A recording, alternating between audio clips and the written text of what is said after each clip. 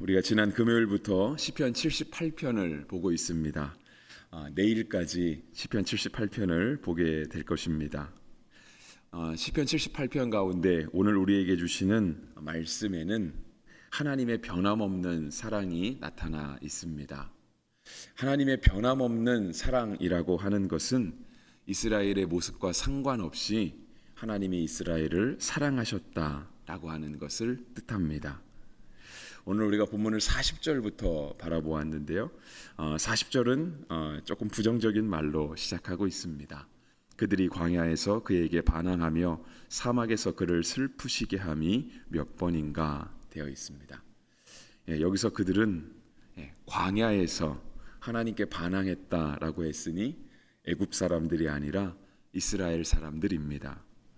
광야를 걸어가는 이스라엘 백성들, 하나님은 광야에서도 이스라엘 백성을 인도하여 주셨지만 그들은 광야에서 하나님의 인도하심을 받고 살아감에도 불구하고 40절 끝에 있는 것처럼 그를 슬프시게 함이 몇 번인가 라고 시편은 우리 가운데 말해주고 있습니다. 시편을 이렇게 읽을 때마다 시편은 시라고도 할 수 있죠. 찬양의 가사, 노래의 가사라고도 말할 수 있습니다. 그러니까 오늘 우리가 282장을 찬양하면서 6절이라는 찬양 가운데 계속해서 우리가 주께로 거저 갑니다라고 하는 그런 찬양의 내용이 반복이 됐습니다. 그렇죠. 우리는 하나님께 거저 나아갈 수 있습니다. 특별한 조건이나 값을 치러야 되는 것이 아니고 하나님께 거저 갈 수 있는 거죠. 그래서 그런 이렇게 아주 간단한 식구들, 문구들을 생각해 볼 때 그냥 너무 반복되는 간단한 말이지만 우리가 그 안에서 하나님의 크신 사랑을 이렇게 생각해 볼 수 있죠. 하나님께 거저 갈 수 있구나, 이런 생각. 오늘 40절 말씀 끝에는요, 그를 슬프시게 함이 몇 번인가 라고 하는 말로 40절을 끝내고 있습니다. 그러니까 똑같은 문구로 우리에게 적용해 볼 수 있는 거죠. 그들이 광야에서 하나님께 반항하며 사막에서 그를 슬프시게 했던 것처럼 오늘 우리의 삶 가운데도 우리가 하나님을 슬프시게 함이 몇 번이나 있었는가, 이러한 말씀 가운데 우리 자신을 돌아보게 되고요. 우리가 수없이 하나님을 슬프시게 해도 하나님이 여전히 우리를 하나님 앞에 거저 나아가게 하시고 새벽부터 하나님 앞에 기도하게 하시는 것은 하나님의 변함없는 사랑이다라고 하는 것을 우리가 생각해 볼 수 있습니다. 그리고 41절은요, 그들이 돌이켰다라고 이야기합니다. 그래서 그들은 역시 이스라엘 백성이죠. 하나님께 돌이켰다 함은 그들이 하나님 앞에 등을 돌렸다라고 하는 거죠. 그리고 이어지는 말씀은 하나님을 거듭거듭 시험하며 거룩하신 이를 노엽게 하였도다 라고 말씀합니다. 그러니까 간단하게 정리하면 그거죠. 이스라엘 백성들은 광야길을 걸어가면서도 하나님께 반항했던 사람들이고요, 하나님께 등을 돌린 사람들이었습니다. 하나님께 반항하고 하나님께 등을 돌렸다라고 하는 것은 42절에 기록된 것처럼요, 그들이 그의 권능의 손을 기억하지 않은 것입니다. 그리고 구원하신 날도 기억하지 않은 것입니다. 그러니까 하나님께 반항하는 행동, 하나님께 등을 돌렸다라고 하는 것은요, 어떤 특별한 것을 의미하지 않습니다. 하나님을 기억하지 않는 것, 하나님이 우리를 구원해 주셨는데 그 구원의 은혜를 생각하지 않는 것, 그것이 바로 하나님께 반항하는 것이고요, 하나님께 등을 돌린 것입니다. 우리가 시편 78편을 지난 금요일부터 보았다라고 말씀을 드렸는데요, 이틀 전 토요일 11절 말씀에서는요, 마지막으로 끝나는 단어가 잊었도다입니다. 그래서 토요일 새벽에는 그런 말씀을 드렸죠. 하나님의 은혜를 잊었다라고 하는 것. 우리가 하나님께 반항하고 하나님을 슬프시게 하고 하나님께 등을 돌리는 것은 하나님을 잊어버리는 겁니다. 하나님이 우리와 함께 계시는데 하나님이 우리가 하나님을 잊어버리는 거죠. 사람 사이에서도 그렇습니다. 자녀가 부모를 잊은 것 같은 느낌이 들 때, 그죠, 부모의 마음이 슬프죠. 자녀들도 역시 부모들한테 서운함을 느낄 때 부모가 나를 생각해주지 않는다라고 하는 걸 느낄 때 자녀들이 부모에게 서운함을 느낍니다. 하나님께 반항하고 하나님을 슬프시게 하고 하나님께 등을 돌리는 행동은요, 다른 것 아닙니다. 하나님을 기억하지 않는 것, 그것이 바로 하나님을 향한 큰 반항, 등을 돌이킴, 하나님을 슬프시게 하는 바로 그런 행동이 되는 것이죠. 네. 이스라엘 백성들은 광야에서 하나님을 따라가는 백성들이었습니다. 그 40절도 그렇게 시작하잖아요. 그들이 광야에서라고 시작합니다. 우리가 꼭 이스라엘 백성만이 아니라요, 성도들도 그렇게 얘기합니다. 성도는 하나님을 믿고 따르는 사람들이라고 이야기를 하죠. 하나님을 믿고 따르기 위해서는 잘 봐야 합니다. 보지 않고 따라갈 수는 없는 거죠. 우리가 이웃에게 복음을 전한다라고 이야기를 합니다. 역시 복음을 전하려면 잘 들어야 합니다. 잘 들어야 잘 전할 수 있는 거죠. 이스라엘 백성들이 광야에서 하나님을 따라갈 때 그들이 하나님을 향하여 등을 돌렸다라고 하는 것은 하나님을 잘 따라가지 않겠다라고 하는 것을 뜻합니다. 그런데 그들이 아는 길을 걸어갔으면 상관이 없는데 그들은 아는 길을 걸어갔던 것이 아니고요, 광야의 길을 걸어가야만 했습니다. 시간도 결코 짧지 않았습니다. 40년을 걸어가야 했습니다. 잘 알지 못하는 길을 40년을 걸어간다라고 한다면, 아마 우리에게 그러한 인생의 과제가 놓여졌다라고 한다면 아마 우리는 열심히 공부했을 겁니다. 내비게이션을 켜봤을 수도 있고요, 인터넷에서 지도를 찾아봤을 수도 있습니다. 그리고 40년 동안 살아갈 때 얼마나 먹어야 할지, 얼마나 마셔야 할지, 옷은 얼마나 준비해야 될지를 다 따져봤을 겁니다. 근데 이스라엘 백성들은 그러지 않았습니다. 너무 급하게 나온 것도 있긴 했지만 실은 하나님이 그들을 인도해 주셨기 때문입니다. 그렇다고 한다면 그들에게 준비해야 될 것이 딱 하나 있다라고 한다면 그들을 인도하여 주신 하나님을 잘 바라보는 것, 그것만이 그들에게 요구되었습니다.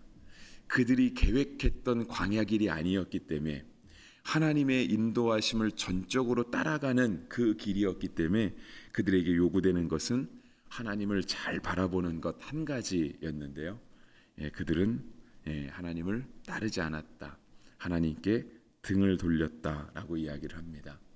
그래서 그들은 많이 고생할 수밖에 없었죠.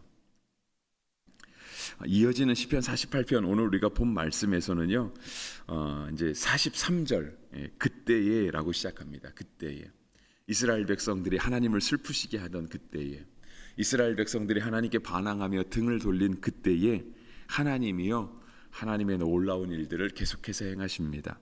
그래서 43절부터 기록된 51절까지의 말씀은 하나님이 하신 일들을 기록하고 있습니다.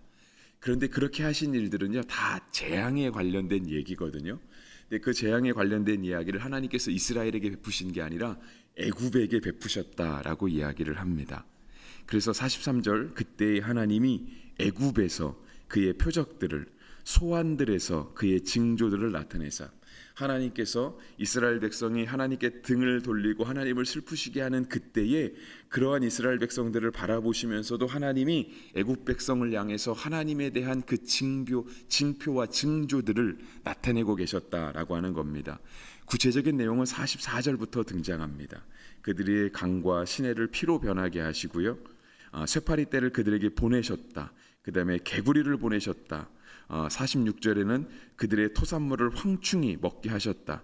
메뚜기가 또 먹게 하셨다 되어 있고요. 47절, 포도나무를 우박으로, 뽕나무를 서리에 죽이셨고, 가축은 우박에 죽이셨고, 양떼는 번갯불에 넘기셨고, 그렇게 많은 이야기들을 하고 있습니다. 그리고 51절에는 애굽에서 모든 장자, 곧 함의 장막에 있는 그들의 기력의 처음 것을 치셨다라고 되어 있습니다. 그렇죠. 출애굽기에 하나님께서 내리신 10가지의 재앙들을 요약해서 정리하고 있습니다. 근데 51절을 끝내는 단어가요, 그들의 장자들을 치셨으나라고 되어 있습니다.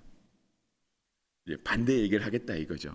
하나님께서는 애굽에 그러한 일들을 하셨지만 하나님께서 이스라엘 백성에게는 52절, 그가 자기 백성은 양같이 인도하여 내시고 광야에서 양떼같이 지도하셨도다. 하나님께서 이스라엘 백성들은 애굽 백성들과는 다르게 애굽에 10가지 재앙이 임하는데도 불구하고 하나님께서 이스라엘 백성은 따로 구별하셔서 양같이 인도하셨다. 53절은 안전히 인도하셨다라고 되어 있습니다. 근데 이스라엘 백성의 모습은 어땠다고요? 근데 그렇지 않았다는 거죠. 이스라엘 백성의 모습은 여전히 하나님께 반항하며 하나님을 슬프시게 하고 하나님께 등을 돌렸다라고 하는 겁니다. 그래서 오늘 시편 78편이 우리 가운데 말씀하시려고 하는 것은요, 하나님의 사랑은 변함없다. 하나님의 사랑은 결코 지치지 않는다. 흔들리지 않는다라고 하는 것을 우리 가운데 보여주려고 하는 겁니다. 오늘 우리가 하나님 앞에 이스라엘 백성처럼 살아도 하나님은 우리를 인도하시는 그 선하신 손길을 결코 거두지 않으실 것입니다. 왜냐하면 하나님은 선하시기 때문에 그렇습니다. 하나님은 선하시기 때문에 우리의 모습과 상관없이 그 선하신 손길을 우리에게 베푸시고 계십니다.